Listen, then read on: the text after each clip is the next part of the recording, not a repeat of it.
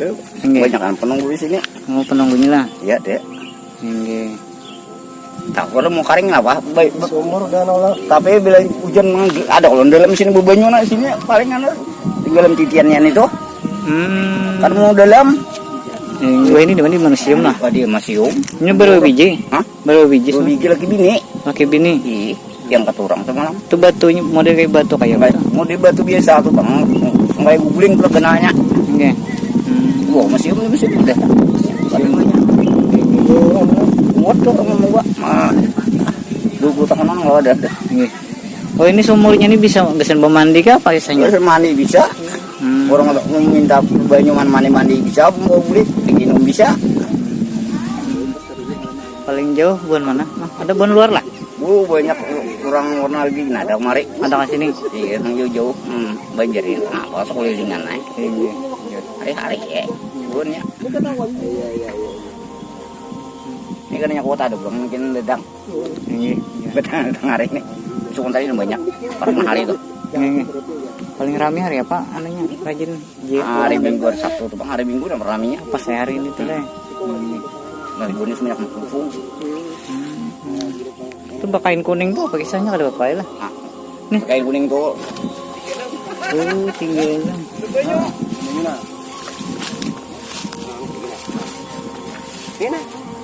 Oh, Nah, sebiji. tulin kah? Ulin lah. Bige. Nah, sebiji sini nah. Ini dua. Nggak tahu lo. Mana timurnya? Sana, jadi sini naik, jadi sini. Yan na. Oh. Kada. Kau eh.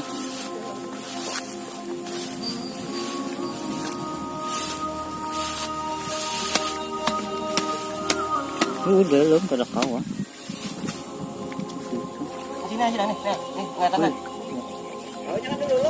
Tadi nggak rasa.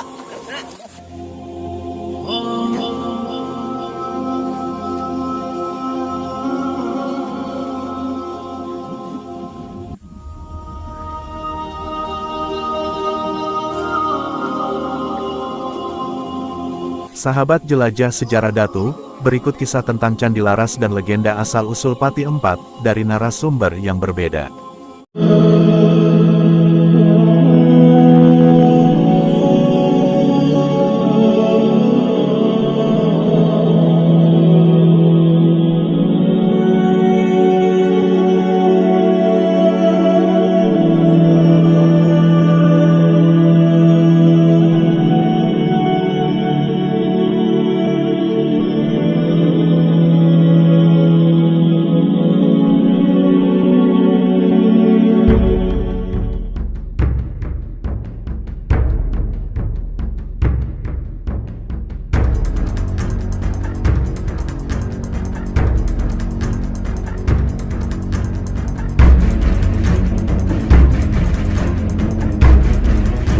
Assalamualaikum warahmatullahi wabarakatuh. Sahabat jelajah sejarah Datu, situs bersejarah ini mungkin sebagian masyarakat di luar sana sudah banyak yang mengetahuinya dan mungkin juga hanya sedikit yang belum tahu tentang situs bersejarah tersebut.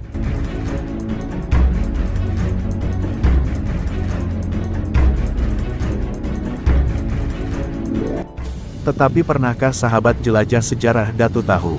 Candi Laras ini banyak sekali menyimpan misteri-misteri yang belum terpecahkan atau masih menjadi tanda tanya.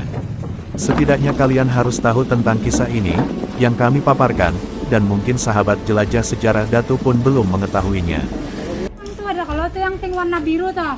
Di situ sampai ke Takulan ambil jalan Takulan tuh. Di situ simpang ambil ke kanan. Ambil kanan jalan. Sisi lain di balik situs bersejarah Candi Laras. Sebelumnya, dukung terus penjelajahan kami, tim Jelajah Sejarah Datu, dengan cara like, komen, subscribe dan share, agar kami terus bersemangat untuk mencari kisah sejarah para Datu yang ada di tanah Kalimantan ini.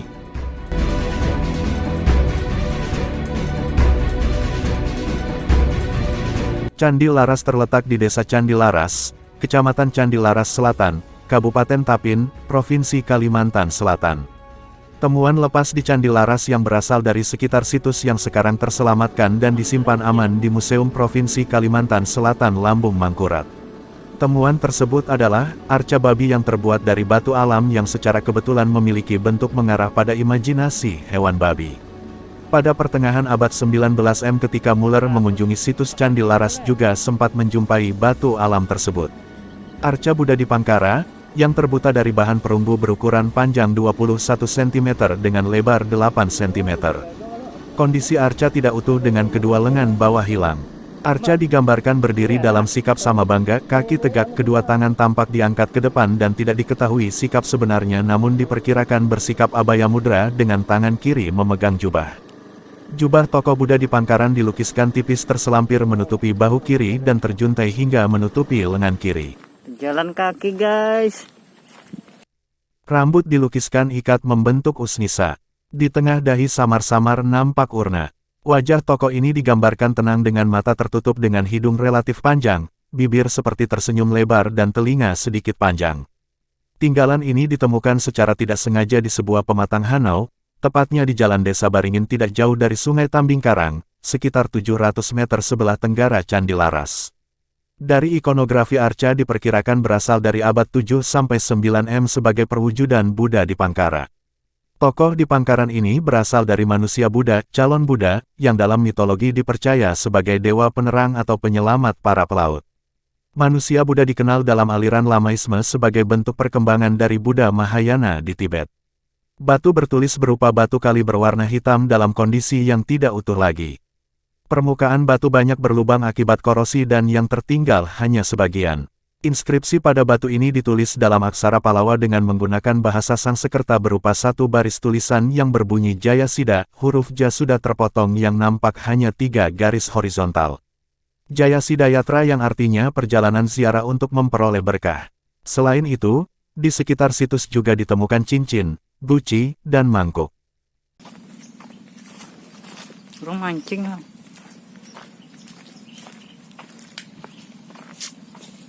Pada ekskavasi tahun 1997 misalnya ditemukan kayu ulin yang melintang utara selatan dengan kemiringan sekitar 15 derajat. Panjang kayu diketahui 9 meter dan tampaknya masih berlanjut ke utara. Pemahaman terhadap usia suatu situs merupakan hal yang sangat penting dalam upaya menempatkan suatu situs-situs tersebut dalam perkerangkaan sejarah kuno di Indonesia. Pemahaman terhadap usia situs juga sangat diperkuat dalam upaya merekonstruksi kehidupan masyarakat masa lampau. Tetapi realitas membuktikan tidak semua situs arkeologi dapat diketahui secara pasti periodisasinya, karena minimnya data yang tersedia. Selain data arkeologis seperti tinggalan artefak berupa arca, huruf prasasti, didukung pula oleh data filologis atau kesusastraan kuno maupun cerita rakyat juga dapat dipergunakan untuk mendapatkan perbandingan umur Candi Laras. Dalam hikayat, selain menyebut nama Candi Laras disinggung juga nama Majapahit. Nama Majapahit dihubungkan dengan perkawinan yang dilaksanakan antara putri junjungan Buih dengan seorang pangeran dari Majapahit. Dari cerita inilah, masyarakat banyak beranggapan bahwa Candi Agung Amuntai berasal dari masa yang sejaman dengan kerajaan Majapahit, yaitu sekitar abad ke-14 Masehi, sementara Candi Laras dianggap berasal dari periode yang lebih tua.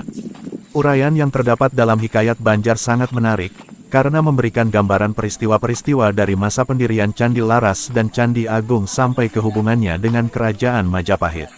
Dapat diingat bahwa belum tentu bahwa semua sumber tertulis seperti cerita rakyat, legenda, atau hikayat dapat dijadikan acuan historis. Nah, ini mana Pian? Matapura. Oh, Matapura. Oke. Mau apa sini ya? Untuk bayi Tadi anak. datang jalan kepada Datu Kabul tadi. Oke. Langsung artinya singgah kemarin. Oh, nggih. Iya, iya. Melihat candi lah peninggalan bahari. Iya. Siapa nama Pian? Dillah. Oh, Dilah. Iya. Oh, nggih. Data arkeologi yang relevan untuk dijadikan acuan penentuan kronologi situs Candi Laras adalah fragmen prasasti dan arca Buddha. Kedua artefak tersebut berukuran kecil, mudah untuk dipindah-pindahkan dan tempat penemuannya relatif cukup jauh, sekitar 400-650 meter di sebelah barat daya dan selatan dari lokasi situs.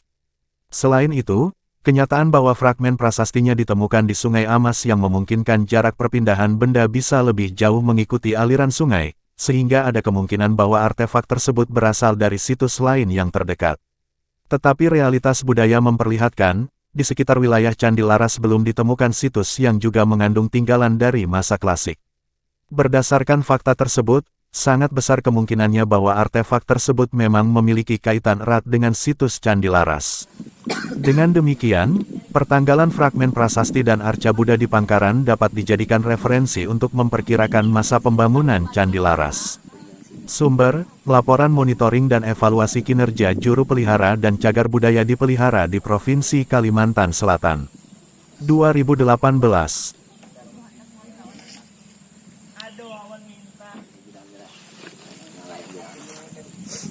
Ngarantin siapa, Mang? Ayan. Ayan. Jadi kisah sejarah candi ini kayak apa? Menurut Nang Pian tahu? Ngomong dulu tuh. Enggak. Banyak kan penunggu di sini. Mau penunggunya lah. Iya, Dek. Enggak.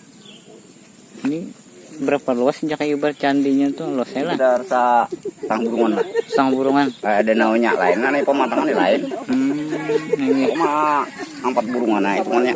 4 burungan. Ini sumur apa ini? Sumur candi dia ngarannya. Sumur candi. Oh. Candinya di sini kalau. Hah? Di sini di bawah cuma candinya di Ini bang. Yang musim kemarau kayak apa kan mau karing. Oh, kalau mau karing. Ya.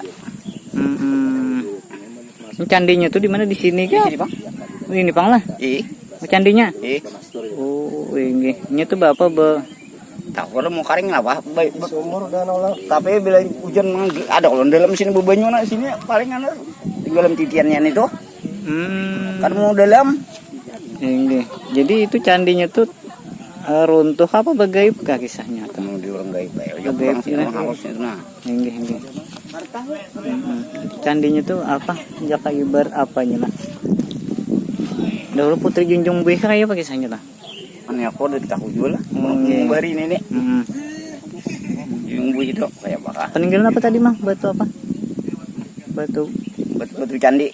Wah, ini di mana? Di museum lah. Oh, dia masih Ini baru biji. Hah? Baru biji Dua semua. biji lagi bini. Pakai bini. Ih, yang keturang semalam. Itu batunya model kayak batu kayak Kayak batu. mau di batu biasa tuh bang.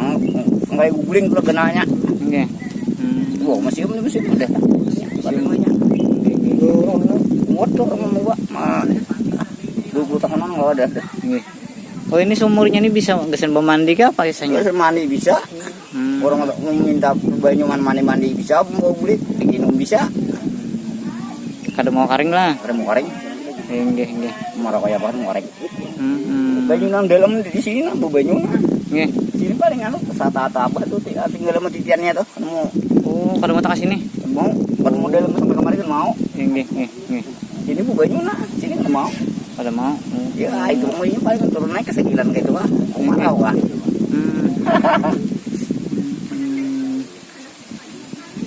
Ada anunya kah? Khasiatnya kah sumurnya? Ada kira. Yang dipercaya adalah nggih. Ini orang tuh hari-hari di sini Indonesia. Oh, hari-hari ada itu tang lah. Kenapa? Jadi banyak kan hari-hari itu Ada aja. ada aja. Nggih. Ini badiam di mana? Di situ. Belum ada bang. Oh, di situ Bang lah. Ih, Nggih. kuman sebarang kuman. Nih banyak kelambakan sini nah. Paling jauh buan mana? Mang, ada buan luar lah. Bu banyak kurang warna lagi nah ada kemari. Ada ke sini. Iya, yang jauh-jauh. Banjarin. Apa sekelilingan naik. Nggih. Hari-hari ya. Buannya. Ini kan yang kota ada bang, mungkin dedang. Nggih. Bedang hari ini. Besok tadi banyak. Parang hari itu. Nggih. Paling rame hari apa? Anunya rajin Hari Minggu hari Sabtu tuh bang, hari Minggu udah raminya. pas hari ini tuh lah. Minggu ini sebanyak langsung. Itu bakain kuning tuh apa kisahnya kada apa lah. Nih kain kuning tuh orang anu benihnya Oh. memberi. Nggih. Memberi. Banyak kain kuning tuh digulung di macam-macam ya. Mandi lah. Mandi deh. Penjuriatnya kah apa isinya lah. Banyak jujur kan. Tuh nanti akan pulang. Iya.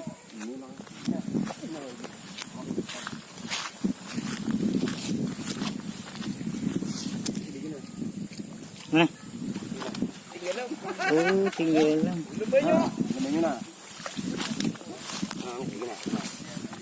Ini Oh, nah sebiji. tulin niya ka. Ulin nah. Sebiji. Nah sebiji sini nah. Ini dua. Nggak tahu lo. Mana timurnya? Tuh sana, dari sini nah, dari sini. Yan na. Oh. Kada. Kau ay.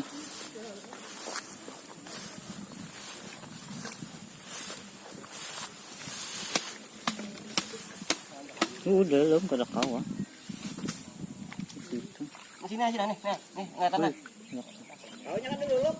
Tadi nggak kerasa?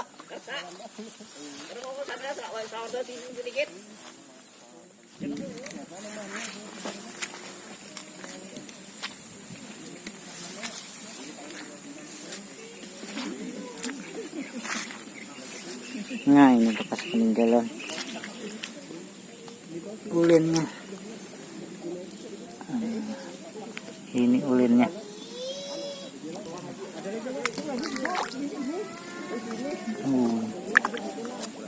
Ulinnya. Nah, ini.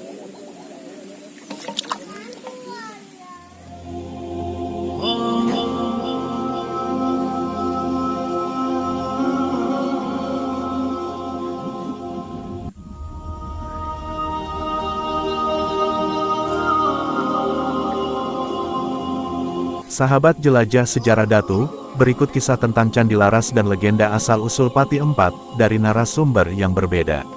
Sedikit kisah asal-usul Candi Laras.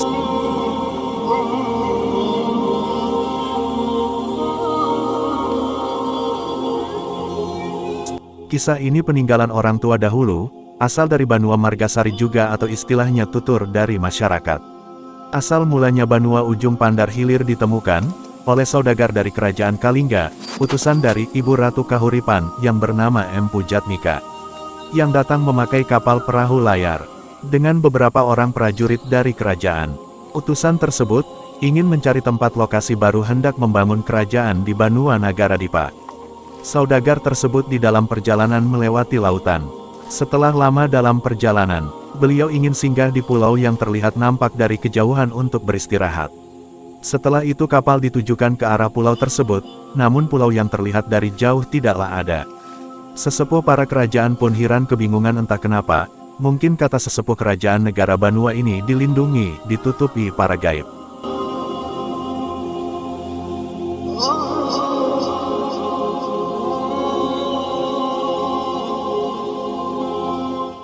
Tak lama kemudian para ahli sesepuh kerajaan itu bertapa, bersemedi sebentar, berdiam diri di dalam kapal perahu.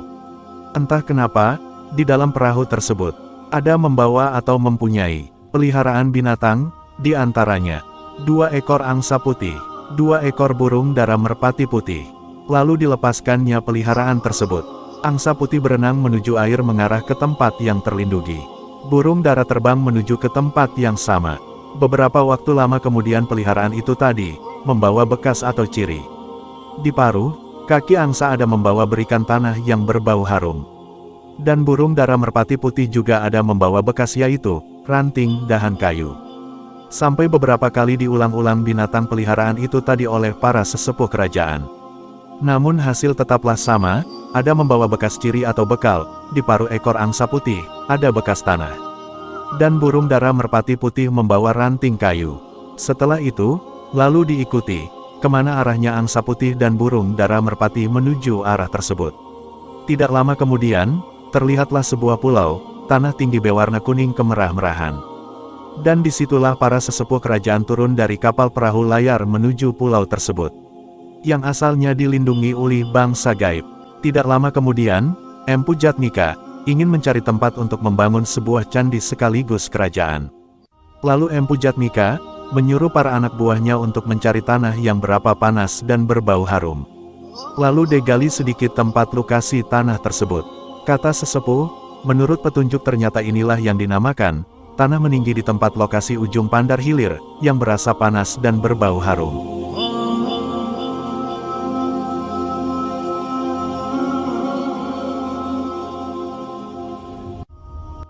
Maka disinilah kita akan membangun sebuah singgasana kerajaan sekaligus candi. Kata sesepuh kerajaan Empu Jatmika, karena tempat yang kita cari dilindungi oleh bangsa gaib tempatnya Halimun. Maka candi tersebut akan kita namai Candi Laras. Entah kenapa namanya jadi Candi Laras. Asal mula-mulanya yang menemukan tempat lokasi ini, ialah peliharaan, binatang, angsa putih dan burung dara merpati putih. Maka dinamai Candi Laras dibangun oleh para sesepuh kerajaan. Para sesepuh kerajaan banyak membawa bekal bahan di dalam perahu dari negara Kalingga, yaitu seperti batu bata bahan kayu, dan lain sebagainya, untuk membangun sebuah candi di Banua Nagaradipa. Menurut petunjuk, para sesepuh membangun Candi Laras dan kerajaan. Karena ingin mencari raja atau ingin menjadikan raja, dalam petunjuk akan ada seorang ratu dan raja di Banua Nagaradipa. Maka tersingkumlah kisah hikayat Candi Laras.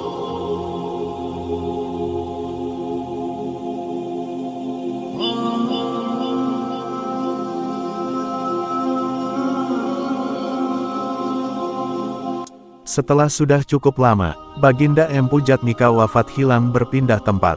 Maka tempat tersebut dititipkan kepada kedua putranya yang bernama Lambung Mangkurat dan Empu Mandastana.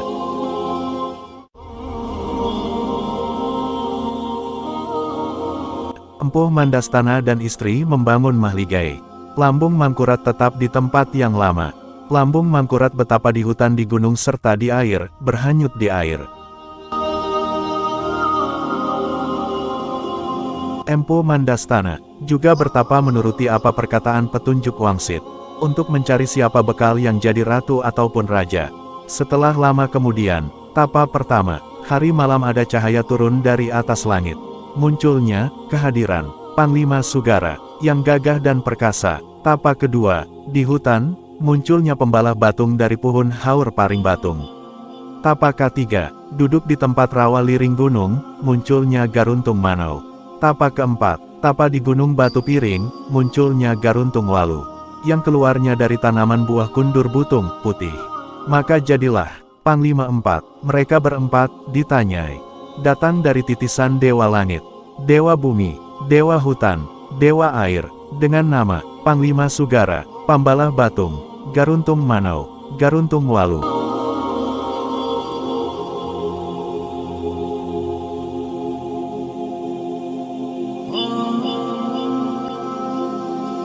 Kiranya cukup sampai di sini dahulu ringkas kisah ringkas cerita. Sahabat jelajah sejarah Datu, yang tahu sejarah dan kisah Candi Laras, juga kisah Pati Empat harap komentar. Semoga kisah tersebut dapat bermanfaat dan menambah wawasan kita, terutama cinta terhadap kisah sejarah Banua Kalimantan. Terus dukung penjelajahan kami tim Jelajah Sejarah Datu, dengan cara like, komen, share dan subscribe, agar kami lebih semangat lagi untuk terus melakukan penjelajahan. Wassalamualaikum warahmatullahi wabarakatuh.